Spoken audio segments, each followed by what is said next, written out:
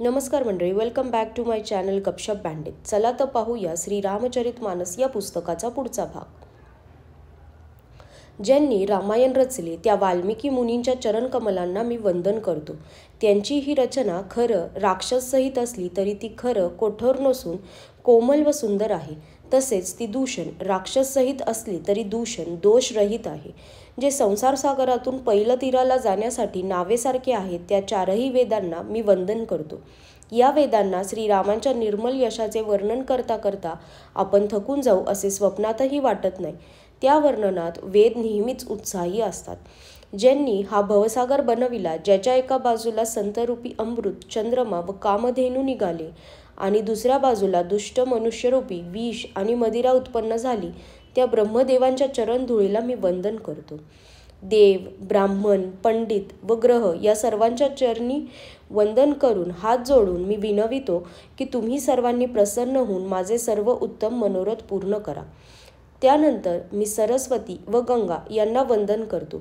दोघीही पवित्र व मनोहर चरित्राच्या आहेत. एक गंगा स्नान केल्याने व पाणी प्यायल्याने पापांचे हरण करते, तर दुसरी सरस्वती हिचे गुण व कीर्ती कथन केल्याने आणि श्रवण केल्याने अज्ञानाचा नाश होतो. श्री महेश व पार्वतीला मी प्रणाम करतो. ते माझे गुरु व माता पिता आहेत. ते दीनबंधू व नित्यदान करणारे आहेत.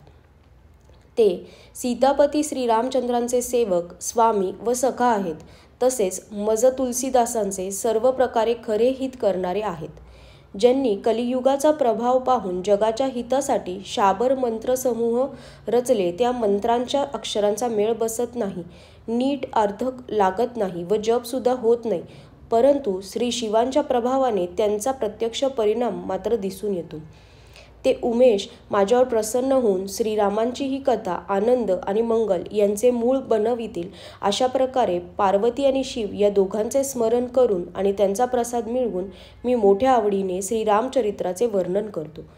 ज्याप्रमाणे तारांगणांसह चंद्राबरोबर रात्र शोभते, त्याप्रमाणे माझी कविता श्री शंकरांच्या कृपेमुळे शोभून दिसेल.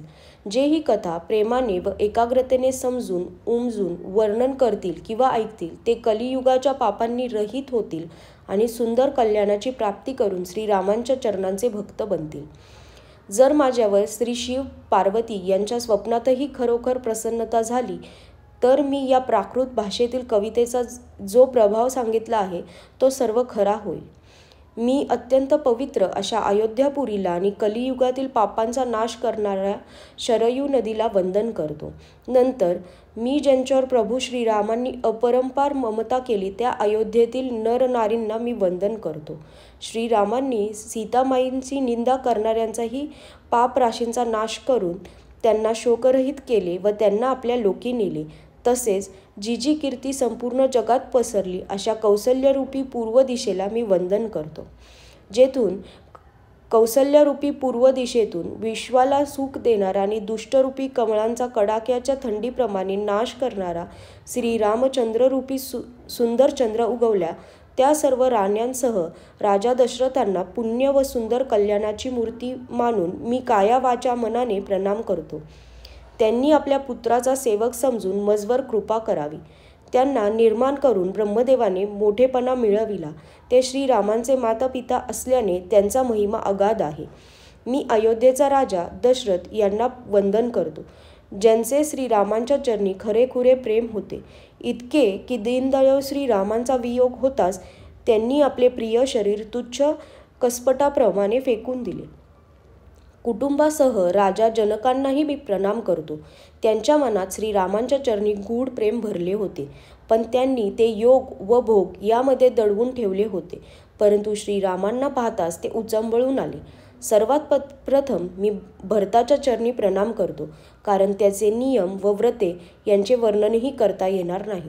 शिवाय श्रीरामांच्या चरणकमलांमध्ये भ्रमराप्रमाणे लुब्ध झालेले त्याचे मन त्यांच्यापासून दूर जात नसे. नंतर मी लक्ष्मणाच्या चरणकमलांना वंदन करतो, जी चरणकमले शीतल, सुंदर व भक्तांना सुखदायी आहेत. श्री रघुनाथांच्या कीर्तिरूपी विमल ध्वजामध्ये ज्यांची कीर्ती ही ध्वज उंच फडकविणाऱ्या दंडासारखी आहे. सहस्त्र शिरे असणारा जो शेष जगाचा कारण आहे व ज्याने पृथ्वीचे भय नाहीसे करण्यासाठी अवतार घेतला, तो गुणांची खाण असलेला कृपासिंधू सुमित्रानंदन लक्ष्मण माझ्यावरही प्रसन्न राहो. त्यानंतर मी शत्रुघ्नाच्या चरणकमलांना प्रणाम करतो. तो महान वीर, सुशील आणि भरताचा अनुयायी आहे. मी त्या महावीर हनुमानालाही विनंती करतो की ज्याच्या कीर्तीचे वर्णन स्वतः श्री रामचंद्रांनी आपल्या मुखाने केलेले आहे, त्या वायुसूत श्री हनुमानालाही प्रणाम करतो, जो दुष्टरूपी वनाला भस्म करणारा अग्नी आहे. तसंच जो ज्ञानधन असून ज्याच्या हृदय मंदिरात धनुष्यबाण धारण केलेले श्रीराम निवास करतात. आजच्यासाठी धन्यवाद.